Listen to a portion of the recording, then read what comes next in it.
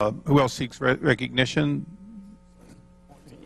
The gentleman from South Carolina is recognized. Thank you, Mr. Chairman. The Department of Justice, Mr. Chairman, is not just another agency within the federal government. The Department of Justice is responsible for safeguarding the fundamental foundation of this republic, which is respect for the rule of law. The department is symbolized, Mr. Chairman, by nothing more than a blindfolded woman holding a set of scales and a sword. She doesn't care about political agendas.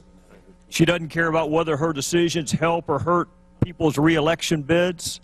She doesn't care about race, gender, socioeconomic status, just the equal application of the law so all citizens can have confidence in the decisions that she makes. So it is against that backdrop, Mr. Chairman, that we look at the facts surrounding this investigation.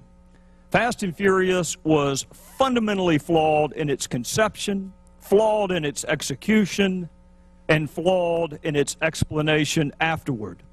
And this is not, Mr. Chairman, as was initially the administration mantra, an Arizona investigation. Senior level officials within the Department of Justice in Washington knew about Fast and Furious well before Special Agent Brian Terry was murdered. Senior level DOJ officials were briefed. They discussed press conference opportunities. They discussed the unsealing of indictments. They traded emails about the status of the case. They approved wiretap applications, and most significantly, Mr. Chairman, they actively discussed the tactic of gun walking well in advance of Special Agent Brian Terry's murder and well in advance of a demonstrably false letter being written to a committee of Congress that was calculated to deceive and mislead. And here's the proof. Here, Mr. Chairman, is the proof that Department of Justice in Washington, not Arizona, in Washington, knew about the tactic of gun walking well before Brian Terry was murdered. So we have a fundamentally flawed federal investigation. We have a dead Border Patrol agent.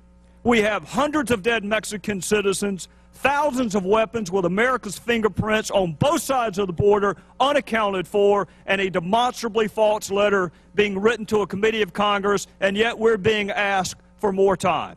Please wait. Give it more time. It's been over a year, Mr. Chairman. If Congress has time to look into Major League Baseball, the BCS, and invite Stephen Colbert to come to a committee hearing, surely to goodness we have time to get answers on a fundamentally flawed, lethal investigation like Fast and Furious. And thus we have, Mr. Chairman. We embarked on an investigation to get answers to some pretty fundamental questions that I still cannot answer. When I'm asked back in South Carolina, who within Maine Justice approved this investigation, I can't give them an answer. When I'm asked who knew about gun walking and did nothing to stop it, I can give them this, but this is part of the answer because it's part of the documents. How did the demonstrably false letter get written on Department of Justice letterhead and delivered to a United States Senator? I can't tell you how that letter got drafted. Why was it withdrawn after 10 months? Why did it take 10 months to withdraw the letter? Why was the criminal chief, to my friend Pat Meehan's point, why was the criminal chief of the Department of Justice in Mexico advocating for gun walking on exactly the same day that this demonstrably false letter was delivered to a committee of Congress? Can anyone answer that question? Can you tell me why Lanny Brewer was in Mexico advocating for a tactic that we all acknowledge is flawed on the very same day the Department of Justice was denying the tactic to Senator Chuck Grassley? Not only does Congress have a right to ask these questions, we have a fundamental duty to ask these questions. Our fellow citizens, the ones we're supposed to work for, when they get a jury summons, do you think they have a choice on whether or not to comply? When they get a subpoena from a law enforcement agency, do you think our fellow citizens get to offer an extraordinary accommodation in lieu of providing the documents? Either Congress has the authority to send a subpoena and require full compliance, or what we have been doing for the past 12 months is a fool's errand. And we never should have discussed contempt of Congress. Either we have the right to the documents and we should get all of them, or we have no business here.